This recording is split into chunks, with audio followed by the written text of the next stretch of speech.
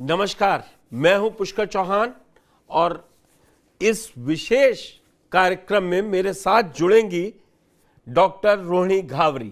एक बार फिर से स्विट्जरलैंड से उनसे बात करने की कोशिश करेंगे क्योंकि वो अब आरोप बड़े लगा रही हैं और उन्होंने इसके लिए प्रधानमंत्री मोदी को एक चिट्ठी भी लिखी है। डॉक्टर रोहिणी घावरी ने चिट्ठी लिखी है कि उन्होंने महिला आयोग में शिकायत की है, कई जगहों पर ईमेल के जरिए अपनी शिकायत भेजी है नगीना सांसद चंद्रशेखर आजाद के खिलाफ, लेकिन कहीं पे भी सुनवाई नहीं हो रही है। उन्होंने प्रधानमंत्री मोदी से मांग की है कि उनको न्याय मिलना चाहिए। उन्होंने दिल्ली पुलिस कमिश्नर को भी ईमेल करके चिट्ठी भेजी है, अपना शिकायती पत्र लिखा है। दरअसल रोहिणी घावरी लगातार 3 जून 2025 से ये कह रही हैं, सोशल मीडिया एक्सपोस्ट पर लिख रही हैं कि नगीना से सांसद चंद्रशेखर रावण ने उनके साथ धोखा दिया है, उन्हें शादी का झांसा देकर उनके साथ गलत कार्य किया है। इस पर राजनीति भी हो रही है। राजनीतिक दल बहुत बच बच कर बयान दे रहे हैं। हालांकि खुद चंद्रशेखर रावण ने भी बहुत दिन बाद इस पे चुप्पी तोड़ी थी और कहा था मैं कोर्ट में इन सब का जवाब दूंगा क्योंकि मेरे घर में ये नहीं सिखाया गया है कि किसी महिला का असम्मान किया जाए। फिर रोहिणी घावरी ने उस पर लिखा कि चलो माना तो कि कुछ बात तो है, गलत है सही है, वो आए तो सामने।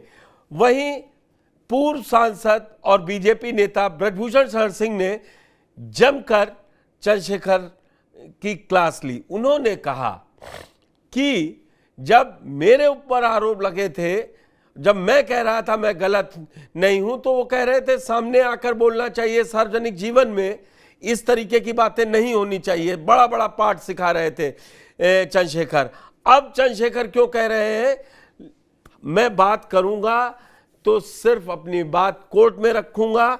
नया पोस्ट आया है तो सीधे चलते हैं रोहिणी घावरी के पास। डॉक्टर रोहिणी, आपका बहुत बहुत स्वागत है TV9 उत्तर प्रदेश उत्तराखंड में। आपने पोस्ट लिखा, जो मैंने पिछली बार आपसे बात की थी तो आपने कहा था कि मेरी लीगल टीम वो तैयार कर रही है शिकायत पत्र और मैं बहुत जल्दी FIR दर्ज कराऊंगी। अब आपके नए आरोप क्या हैं कि क्यों नहीं और कौन कौन नहीं साथ दे रहा है? सर ऑलमोस्ट 5 डेज़ हो गए हैं। मैंने महिला आयोग, राष्ट्रीय महिला आयोग को जो अपनी शिकायत है, कंप्लेन की है, 3 माध्यमों से की है। ईमेल किया है, उनकी कंप्लेन का जो पोर्टल है उस पर कंप्लेन किया है। साथ ही साथ मेरे घर वालों ने स्पीड पोस्ट के माध्यम से डेली लेटर भेजा है। तो तीनों ही माध्यम हमारे लॉयर ने कहा सजेस्ट किया तो वो किए। साथ ही मैंने दिल्ली कमिश्नर को ईमेल किया, साथ ही साथ यूपी की जो महिला आयोग है क्योंकि उनकी शिकायत थी कि अभी तक यूपी में कंप्लेन नहीं आई है, तो यूपी में भी किया है। इवन यूपी में व्हाट्सएप पे भी उनका एक नंबर है यूपी पोर्टल का आयोग का, तो उस पर भी किया है। लेकिन अभी तक तो कुछ ऐसा वहाँ से कुछ रिप्लाई नहीं आया है और बस सर अभी शुरुआत की है, बहुत ज़्यादा प्रेशराइज़्ड थी। फिर अब ये कदम उठाया है। अब मैं चाहती हूँ कि सर सच्चाई सबके सामने आए और लोगों को पता चले कि एक्चुअल में हुआ क्या है। क्योंकि सर ये अग्नि परीक्षा देने पर भी लोगों ने ही मजबूर किया है कि अगर आप सही हो, अगर आप सच्चे हो, अगर आप बोल रहे हो वो सच है, तो फिर आपको कोर्ट जाना चाहिए, आपको केस करना चाहिए। तो अब केस किया है, तो अब चाहती हूँ कि इसकी सच्चाई सामने आए। आप लगातार ये आरोप भी लगा रही हैं कि बीजेपी के इशारों इशारों में बीजेपी के नेता चंद्रशेखर रावण को मदद कर रहे हैं, चंद्रशेखर बीजेपी के हाथों में खेल रहे हैं, उनको पैसा मिल रहा है। आप लगातार ये मतलब सिर्फ आरोप नहीं है, आप तथ्यों के साथ कि ये देखिए ये चंडीगढ़ में ऐश कर रहे हैं और ये नोटों का बैग पहुंचा है। लेकिन फिर आप कैसे उम्मीद कर रही हैं कि आपको न्याय मिलेगा? आप तो बीजेपी पे आरोप लगा रही हैं उनको बचाने का। सर देश में मौजूदा सरकार केंद्र में बीजेपी की है, मध्य प्रदेश में बीजेपी की है, यूपी में बीजेपी की है। तो हम सर शिकायत करेंगे किससे? सर यही तो मैं दिखाना चाहती हूँ। तो इवन मैंने कोर्ट में अपने आप क्यों ट्वीट नहीं में जा भी रही लिखा हैं? कि सुनिए, अब बीजेपी। आप कोर्ट में क्यों नहीं जा रही हैं? सीधे आपके वकील कोर्ट में एफआईआर फाइल करें कि मेरी नहीं सुनी जा रही है बात। जीरो कर दी ना एफआईआर भी सर। नहीं लिख रही है। हाँ, कर दी ना सर। यही तो किया, इसीलिए तो पुलिस कमिश्नर और उस पे गए हैं, दिल्ली पुलिस पे गए हैं। साथ ही साथ इवन इंदौर में भी मेरे पापा की कमिश्नर से मुलाकात हुई है, उन्हें भी लेटर दिया है। अब ये ओके। माध्यम भी तो अपनाया है ना सर। नहीं नहीं, मैं आपके किसी माध्यम पे, मैं हमेशा कहता हूं ये आपका अपना एकाधिकार है कि आप किस तरीके से उस बात को रखना चाह रही हैं, क्या करना जी। चाह रही हैं, क्योंकि ये आपका हम्म। व्यक्तिगत मसला जरूर है, लेकिन अब हम्म। इसमें सार्वजनिक व्यक्ति जुड़ा हुआ है, वो लोकसभा सांसद हैं। और सर इसीलिए तो इतनी कठिनाई आ रही है। नहीं, तब फिर वही मैं जानना चाह रहा हूं कि आपके अपने सोर्सेज भी बहुत हैं और आप पॉलिटिकल चुनाव नहीं लड़ी है, लेकिन आपने उन्हीं की इतनी मदद की है, तो आपको मालूम है पॉलिटिकल सिस्टम कैसे काम करता है और सिस्टम उनको बचा कैसे रहा है। मैं इसीलिए बात करना चाह रहा हूं कि आपको क्या लग रहा है कि एक दो पूरी पार्टी तो बचाने के लिए खड़ी नहीं होगी, आपको क्या लग रहा है पश्चिम उत्तर प्रदेश के कुछ नेता उनको आगे कर रहे हैं और सर उनको बिल्कुल बचा हो रहे हैं? सकती है। बिल्कुल सर ये है। और हो सकता है, क्यों नहीं। क्योंकि सर मैं बीजेपी की असेट नहीं हूँ, मैं एक कॉमन लड़की हूँ, मेरी नहीं, बात आप तो में और बीजेपी के मुझसे ना नेताओं से भी मिली चुनाव। है और बेबाकी से आपने कहा कि मैं तो हूं, तो किसी से भी मिल सकती हूं, चाहे आपकी मनोज तिवारी के साथ फोटो आई हो या किसी और नेता के साथ आई हो। सर स्टूडेंट लाइफ में अगर हम किसी भी पर्सनैलिटी से मिलते हैं तो क्या ये अपराध है? मैं बिल्कुल नहीं अपराध पॉलिटिकल है। लाइफ में नहीं हूँ, मैं कॉमन पर्सन हूँ, मेरा कोई संगठन नहीं है। स्विट्जरलैंड में लोग आएंगे सर, आप भी कल आओगे, मैं आपसे भी मिलूंगी। यूएन में लोग आते हैं, मैं उनसे मिलती हूँ सर। यूज फोटो सिर्फ वही किए जा रहे हैं जिसको जिसको लेकर मुझे डिफेम करें। वरना मेरी प्रोफाइल पे कई लोगों के साथ फोटो मिलेंगे, सिर्फ बीजेपी के लीडर्स के साथ ही नहीं। लेकिन यूज सिर्फ उन फोटोज को किया जा रहा है। रही बात मनोज तिवारी जी की, मैं जब पहली बार अपनी डिग्री लेकर आई इंडिया, तो जब वाल्मीकि समाज के लोगों का काफी उत्साह था, कई बड़ी संख्या में लोग मुझे दिल्ली एयरपोर्ट पे लेने आए। फिर वही मुझे अपने वाल्मीकि मंदिर पर दर्शन करने के लिए लेके गए, सम्मानित करने के लिए लेके गए। फिर उन्होंने कहा कि मनोज तिवारी जी को पता चला है कि बिटिया आई है, उनके साथियों ने। तो उन्होंने कहा 5 मिनट मिल लीजिए, तो उन्होंने घर पे बुलाकर सम्मानित किया। तो सर मैं इस चीज में कहाँ से बीजेपी से को रिलेशन आ गया, नहीं मुझे तो नहीं, समझ ही नहीं जो आता। आप इससे इतना वो मत हुई, मैं आपके ऊपर आरोप नहीं लगा रहा हूं, आपकी सफाई लोगों तक पहुंच जाए, क्योंकि आप जहां बैठी हैं वहां से सबसे कम्युनिकेट इसी तरीके से कर सकती हैं, मीडिया के माध्यम से कर सकती हैं, अपनी सोशल मीडिया पोस्ट पर आप लिख सकती हैं, आपके मदर फादर अगर चाहें तो वो बयान दे सकते हैं। जी। लेकिन बड़ी बात अब है, एक पोस्ट में जिक्र नहीं करना चाहता हूं, लेकिन बातचीत हो रही है, तो आपने अब अटैक 26 जून को उनकी माता जी पर भी कर दिया है। आपका कहना सर है कि जो मुझे लगता था कि वो सबसे ज्यादा मानती थी और मुझे प्यार देती थी घर आने पर, अब लग रहा है कि वो सब मिले हुए हैं। सर ये बिल्कुल सच है। मैंने उनकी माताजी से बात की, इन्होंने ही खुद वीडियो कॉल के माध्यम से, मैं उनके घर नहीं गई, कराया, बात कराई। तब वो काफी खुश थी, काफी बोल रही थी कि हाँ मुझे ये लड़की बहुत पसंद है, इस तरह की लड़की होनी चाहिए उनको, मेरा नेचर व्यवहार।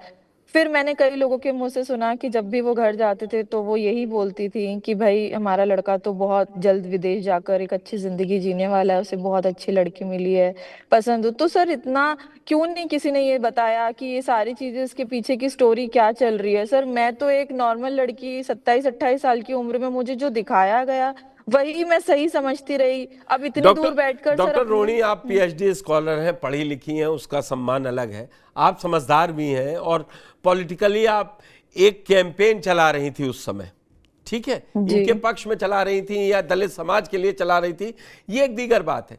क्या आपको ये बिल्कुल नहीं मालूम पड़ पाया जो अब आप आरोप लगा रही हैं कि आपको नहीं मालूम था कि चंद्रशेखर की शादी हो चुकी थी?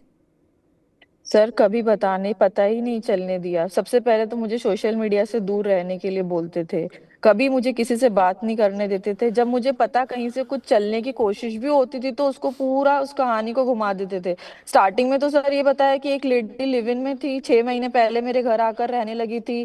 फिर ये सब चीजें सर सबने सबने उनके आसपास वाले लोगों ने भी मुझे सब उल्टी ही कहानी बताई। यहाँ तक कि मेरी जाति के लोग जो वाल्मीकि समाज के उनके साथ थे उन्होंने भी मुझे सेम स्टोरी बताई। तो सर मेरा कनेक्शन, अब मैं ऑलरेडी टाइम डिफरेंस, अपनी स्टडीज, अपनी पार्ट टाइम जॉब, अब मैं इतनी रिसर्च कहाँ करती कि क्या नहीं, चल रहा है। बात रिसर्च की नहीं है, आप एक तरीके से अपने को ठगा महसूस कर रही हैं, तो मैं वो समझना चाह रहा हूं कि उन्होंने किस तरीके को आपको ताना बाना बुना, आप इसमें नहीं पता कर पाई।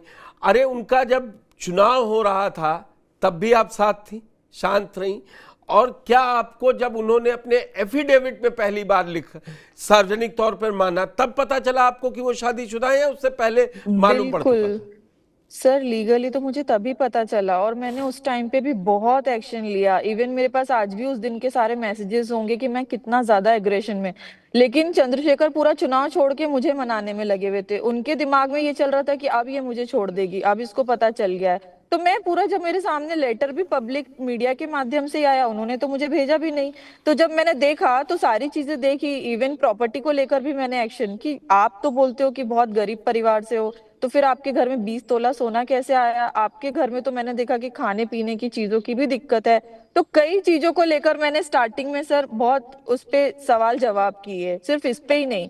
तो फिर उन्होंने हर चीज को इतना, और फिर इतना इलेक्शन को लेकर फोकस्ड थे, और फिर उस पे पूरे टाइम फिर यही, तो फिर सर समझ ही नहीं पाई सर। मैं तो सच में अपनी लाइफ को लेकर ये सोच रही हूँ कि मैं नहीं नहीं, आप शायद स्विट्जरलैंड आती ही नहीं, और सर मैं ऐसी जगह फंसती ही नहीं, और आज मुझे इतने सवाल जवाब देने ही नहीं पड़ते नहीं शायद नहीं, अपने। सर मैं मैं एक चीज देखिए समझ डॉक्टर चुकी रोनी, हूँ। आपने को कहा हमने कांटेक्ट टीवी 9 ने किया तो आप बोलने को तैयार हुई। पहली बात तो मैं इस मसले पर मैं पूरी तरीके से आपकी स्वतंत्रता मानता हूं कि आप जब बोलना चाहें बोलें और जब नहीं बोलना चाहें तब नहीं बोलें। मैं इसमें मुझे कोई दिक्कत नहीं है, मैं ईमानदारी से कह रहा हूं। क्योंकि आप जी अभी भी जब हमारी आपकी बातचीत शुरू हुई तो आपने बड़ी ईमानदारी से कहा कि अब संघर्ष है, इस पथ पर कहां तक चलने लगेगा। लेकिन जो आरोप लगा रही हैं आप वो भी बहुत बड़े हैं। आपको उस टेस्टिमनी के लिए इंडिया भी आना पड़ेगा। क्या आप तैयार हैं? सर, मैं तैयार हूँ, इंडिया आने के लिए तो तैयार फिर हूँ। डॉक्टर सर रोनी, वैसे भी जो मेरी, वैसे आपकी लीगल टीम आपको पूरा सजेस्ट कर रही है, तो आप एक बार वंस वंस एक टाइम आकर आप यहाँ दिल्ली में, इंदौर में, या जहां आपको सही लगे, आप एक एफआईआर खुद थाने में आके क्यों नहीं दर्ज करवाना चाह रही हैं? सर जो मेरी मानसिक स्थिति है आज की इस हालत में, मैं अकेले कैसे प्लीज फाइट प्लीज, कर रही हूँ मैं आप जानती हूँ। परेशान मत। मैं मैं आपको खुद घर बताऊं, आप आना एक चाहती कदम हूँ आगे ही बढ़ी हैं। और कैसे सर मैं कि खुद, सांसद चंद्रशेखर को यह मानना पड़ा है कि कोई बात है जिस पर उनको कोर्ट में जवाब देना पड़ेगा। ये वो मान रहे हैं ना।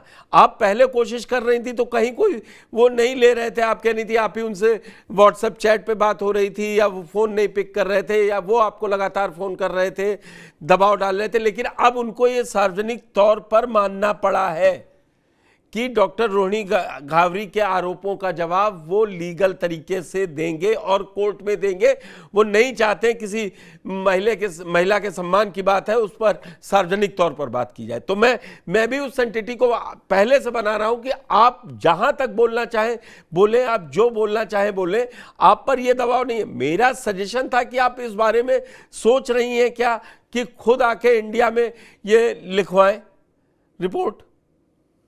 सर मैंने कहा ना कि अभी जो मैं फेस कर रही हूँ, मैं खुद अपने मम्मी पापा के पास आना चाहती हूँ, क्योंकि मैं बहुत अकेला परेशान फील कर रही हूँ अपने आप को। मैं चाहती हूँ कि मैं उनसे बात प्लीज करूँ। Control your self. सर दूसरी मैं चीज, समझ सकता हूं भावनात्मक है मुद्दा, और आप इस तरीके से अगर ब्रेकडाउन करेंगे तो लोगों को, आप मजबूत दिखिए, आप मजबूत हैं।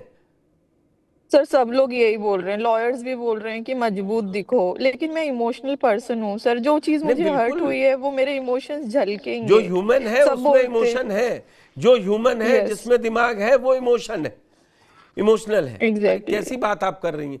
प्लीज आपकी ये बड़ी लड़ाई है, आप इसको लड़िए और जो सही हो वो तथ्य सामने आएंगे। देर हो सकती है, अंधेर नहीं है। मैंने कहा ना, आप एक कदम आगे बढ़ी। आपके लोगों के हिसाब से होगा कि आप ने चिट्ठी भेजी है रिपोर्ट लिखाने के लिए, आपने चिट्ठी न्याय की गुहार लगाने के लिए कि मैं कहता हूं कि आपकी जीत उसी दिन थी जब चंद्रशेखर ने आखिरी में ये कहा कि मैं इस पर सार्वजनिक रूप से नहीं बोलूंगा, मैं कोर्ट में जाके जवाब दूंगा। इसका मतलब कुछ ना कुछ है। आप हेयर से में ये आरोप नहीं लगा रही हैं। तो जिस तरीके से अभी आपने अपने आप को मजबूत रखा है वैसे आगे भी रखिए। लेकिन एक और राजनीतिक तौर पर आरोप लग रहा है, आप कहा जा रहा है अब जो दलित समाज में एक हिस्सा है और वो आपको आकाश आनंद अब फाइट में आ गए हैं, बीएसपी ने उनको आगे किया है, इसलिए ये आरोप अब आप ज्यादा लगा रही हैं। मैं कह रहा हूं कि अब आप, क्योंकि आकाश आनंद को बड़ी टक्कर दलित समाज में चंद्रशेखर से मिल रही है, इसलिए डिफेम कराने के लिए आप ऐसा कर रही हैं और आपकी कई तस्वीरें और मुलाकात की खबरें आ रही हैं आकाश आनंद के साथ। सर मैं कभी आकाश आनंद जी से नहीं मिली और सर मैं कभी नहीं चाहूंगी कि चंद्रशेखर की राजनीति को इस तरीके से मैं नुकसान पहुंचाऊं। मैंने कभी नहीं सोचा।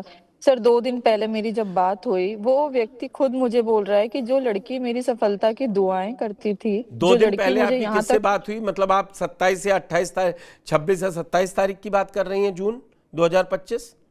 सर जिस दिन मैंने कंप्लेंट डाली उसी दिन मेरी बात हुई चंद्रशेखर से। मुझे समझ नहीं आ रहा सर, अब रिवर्स साइकोलॉजी मेरे साथ खेली जा रही है।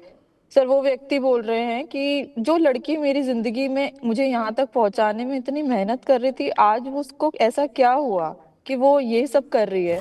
तो मैंने कहा ये हालात आपने पैदा किए हैं, मुझे ये अग्नि परीक्षा देनी पड़ रही है, क्योंकि आपने कभी सार्वजनिक रूप से ना अपनाया, ना सार्वजनिक रूप से छोड़ा, ना कुछ बोला। तो वो कहने लगे कि मैं कोर्ट में चुपचाप रहूंगा, मैं कुछ नहीं बोलूंगा, मैं चुपचाप जेल चला जाऊंगा, मैं तुमसे नहीं लड़ सकता। उन्होंने ये बात कही तो, और सर उनके साथ के सब लोग फोन करके एक ही चीज बोल रहे हैं कि वो व्यक्ति तुमसे बहुत प्यार करता है, वो तुम्हारे खिलाफ एक ना शब्द बोलना चाहता है, ना तुमसे लड़ना चाहता है, वो तो हंसते हंसते अपनी पूरी लाइफ सेक्रीफाइस करना चाहता है। तो सर मुझे तो समझ ही नहीं आ रहा है कि कौन सा गेम चल रहा है मेरे साथ में। नहीं, ये दो बातें तो देखिए रोहिणी जी नहीं हो सकती हैं कि आप जिसकी शिकायत कर रही हैं इतने गंभीर आरोपों में, और वो आप उससे बात भी कर रही हैं। ठीक है, संवाद किसी भी बड़ी से बड़ी समस्या का समाधान है, तो उस संवाद के जरिए क्या आप बात बनाना चाहेंगी, या वाकई में जो अब उन्होंने आप पास नया प्रस्ताव दिया है और आपने एक नया खुलासा किया है, ये शायद आपने अपनी किसी पोस्ट में नहीं लिखा है कि चंद्रशेखर ने मुझसे बात करी और कहा मैं कोर्ट में कुछ नहीं बोलूंगा, चुपचाप आरोपों को चुप रहूंगा, और वो अगर उन पर साबित होंगे तो वो जेल चले जाएंगे। हाँ सर बिल्कुल, यही चीज एकदम एग्जैक्टली वो सुन भी रहे होंगे, यही हुआ, यही बोला। तो मैं वही सर ना, अभी इमोशनली मेरे दिमाग के साथ खेला जा रहा है कि इसको कैसे भी करके, क्योंकि फाइट में तो मैं अब आ चुकी हूँ और मैं सच बोलूंगी सर, मैं नहीं, झूठ अब नहीं आप बोलूंगी, एक भी देखिए, फॉल्स। देखिए डॉक्टर रोहिणी घावरी, अब आपको मैं बताऊं, जब तक इमोशनल था, प्राइवेट था, बहुत सी चीजें होती हैं, और जिस उम्र के पड़ाव पर आप हैं होता है, कई बार आपका कनेक्शन किसी से होता है, फिर दिल टूटता है और कई बातें निकलकर सामने आती हैं। लेकिन आपने अब जिस तरीके से संगीन आरोप लगाए हैं, और मैं फिर कह रहा हूं चंद्रशेखर सार्वजनिक जीवन में है, अगर अब आप पर यह लगता है कि आप झूठ बोल रही हैं, आप अपने बातों से पीछे हटेंगी, तो लोग आपको ज्यादा गलत समझेंगे। इसीलिए तो सर मैं पीछे नहीं अब हटूंगी, आपके पीछे पास हटाने के हर मतलब अब आप पीछे नहीं जा सकते, कानूनी रूप से भी आप शिकायत कर चुके हैं, तो अगला भी कोर्ट जा सर सकता है कि मेरी छवि खराब करने के लिए ये कर रही थी, क्योंकि अब हट रही सर हैं। इसीलिए तो सर एवरीवन नोज कि I am very emotional person, that's why they are playing emotionally. उन्होंने वही तो कर रहे हैं सर, फाइट में नहीं कर सकते, लड़ने पे नहीं कर सकते, लेकिन जानते हैं कि इमोशनली कैसे इसको, रोहिणी क्योंकि घावरी, सर मैं मेरे आपसे वकीलों एक ने वादा भी। करता हूं, सुनिए, अगर ये सवाल मैं करवाता हूं नगीना सांसद चंद्रशेखर जी से कि क्या आपने जिस दिन रोहिणी घावरी ने चिट्ठी लिखी राज्य महिला आयोग को, चिट्ठी लिखी दिल्ली पुलिस कमिश्नर को, तो क्या आपने बात करी है? क्योंकि वो इस पे ये भी कह सकते हैं मैं डिफेम का केस करूंगा, लेकिन आप वीडियो में बोल रही हैं, आरोप लगा रही हैं कि उनसे बातचीत हुई है उसके बाद, और वो आपको इमोशनली ब्लैकमेल करने की कोशिश कर रहे हैं कि मेरे साथ ऐसा सर मत सच करो, मैं कोर्ट में नहीं बोलूंगा और मैं सारे आरोप अपने ऊपर ले लूंगा तो जेल चला जाऊंगा। ये इमोशनल ब्लैकमेल ही हुआ ना भाई। आरोप लग रहे हैं तो अभी तक आप कह रहे थे कि मैं जवाब दूंगा, और अब आप जवाब देने को नहीं तैयार हैं। सर वो बोल रहे हैं मैं आपके मम्मी पापा को फेस नहीं कर सकता, उन्होंने मुझे इतना प्यार दिया है बेटे की तरह, तो अब मैं उनसे नहीं लड़ना चाहता, ना मैं आपसे लड़ना चाहता हूँ। जो होना था वो हुआ। बस उन्होंने मुझे एक चीज और कही साथ ही साथ कि आप एक एक मैसेज लिखकर भेज दो कि ये सब छोड़ दो, मैं आज छोड़ दूंगा। लेकिन ये जो अपमान हो रहा है, ये अपमान मैं नहीं सह पाऊंगा, अपमान बहुत हो रहा है। मैंने कहा कि आप ही तो इंटरव्यूज में बोल रहे हो कि कोर्ट में जवाब दोगे, आप पब्लिक के सामने डायरेक्ट आकर कुछ बोलना नहीं चाहते, और अब मैं कोर्ट की तरफ जा रही हूँ तो आप ये चीज बोल रहे हो कि अपमान हो रहा है। तो उन्होंने कहा कि क्या जवाब दूं मैं मीडिया को, कोर्ट ही का ही जवाब। और वो एक ही बात बोल रहे थे कि मुझे उम्मीद नहीं थी कि तुम कभी कोर्ट में जाओगे हमारे रिश्ते को लेकर और इस चीज को लेकर। तो सर मैं तो नहीं समझ पा रही हूँ कि क्या है, लेकिन सर मैं अब अपने आत्मसम्मान की लड़ाई को लड़ूंगी, चाहे जो हो जाए, चाहे कितना ही कुछ सेक्रीफाइस करना पड़े। मुझे अपनी सच्चाई प्रूफ करनी है, क्योंकि सर ये मेरी लाइफ के लिए बहुत इंपॉर्टेंट है। ये आपकी लाइफ के लिए इंपॉर्टेंट है, और लाइफ से इंपॉर्टेंट से ज़्यादा आपके लिए सम्मान की बात है, क्योंकि आपने एक ऐसे गंभीर आरोप लगाए हैं जो ये नहीं है कि आप कोई क्रिकेट मैच खेल रहे थे उसमें जीत गए हार गए, या कोई गेम खेल रहे थे। ये अब एक महिला सम्मान की बात है। और फिर मैं कहता हूँ, आप जिस समाज मतलब महिला है, अगर आपने ये आरोप लगाए हैं तो कोर्ट भी मानता है कि आप किसी ट्रॉमा से गुजरे होंगे, तब ये आरोप आप लगा रहे हैं। आप किसी फायदे नुकसान के लिए मैं पहले बात कर चुका हूं, और आपने बताया एक आप अच्छी नौकरी कर रही है, अच्छा पैकेज है, तो पैसे के लिए आपको चिंता नहीं है। लेकिन जो आपके साथ इमोशनल डिच हुआ है, आप उससे उनको सजा दिलवाना चाहती हैं। ये मेरा लास्ट सवाल है आपसे डॉक्टर रोहिणी घावरी, जिस तरीके से उन्होंने अप्रोच किया है सांसद चंद्रशेखर ने, क्या अब आप उनको सार्वजनिक तौर पर वो आपसे माफी मांगे आके वो आप माफ करेंगी, या आप कोर्ट के जरिए उनको सजा दिलवाएंगी और कोर्ट जो फैसला लेगी उसका सम्मान करेंगी, और कुछ और आपकी मांग हो तो आप कह सकती हैं चंद्रशेखर से? सर मैं ना एक सिंपल लाइफ जीने के लिए, अपने माँ बाप के सपनों को पूरा करने के लिए यहाँ पर आई थी। मैं इन सब चीजों में नहीं फंसना चाहती थी। लेकिन जब मेरे चरित्र पे सवाल उठे, मेरे व्यक्तित्व पे सवाल उठे, तो सर अब कोर्ट ही फैसला करेगा कि सच्चाई क्या है। सर मैं ठीक पीछे नहीं हट सकती किसी भी कीमत ठीक पर। बात है, ठीक बात है, बिल्कुल मत हटिए। लेकिन डॉक्टर रोहिणी घावरी, जिस तरीके से अब उन्होंने अपने आप को पर्सनली आपसे इंगेज हुए हैं, फोन पे बात करके अब आपको कह रहे हैं, क्या आप उस बात को उनकी सुनेंगी, उसको तवज्जो देंगी कि नहीं देंगी? नहीं सर, कोई मतलब नहीं है। 1 साल से ये सब चीजें चल रही है, अब बर्दाश्त के बाहर हो गई है। अब मेरे व्यक्तित्व पर सवाल है सर, मेरे आत्मसम्मान की बिल्कुल, लड़ाई है, मैं लड़ूंगी। आपका सम्मान सबसे ऊपर है और आपका फैसला उससे ऊपर है। डॉक्टर रोहिणी घावरी, TV9 से बातचीत करने के लिए आपका बहुत बहुत धन्यवाद। थैंक यू सर, शुक्रिया। तो ये थी डॉक्टर रोहिणी घावरी, जो अब कह रही हैं कि चंद्रशेखर ने मुझसे अप्रोच भी की है, जब मैंने प्रधानमंत्री को चिट्ठी लिखी है, कमिश्नर को चिट्ठी लिखी है और महिला आयोग को शिकायत भेजी है, तो अब वो कह रहे हैं कि मैं कोर्ट में भी कुछ नहीं बोलूंगा। तो अब आप ये समझिए, एक व्यक्तिगत मसला अब सार्वजनिक होता जा रहा है और रोज नए खुलासे हो रहे हैं। ये तय मानिए कि जो 21 जुलाई से संसद सत्र शुरू होगा, उसमें भी ये मुद्दा उठेगा। सांसद मांग करेंगे, चाहे सत्ता पक्ष के हों या विपक्ष के। चंद्रशेखर के लिए अब इस मामले पर क्लीन आना बहुत जरूरी है। धन्यवाद।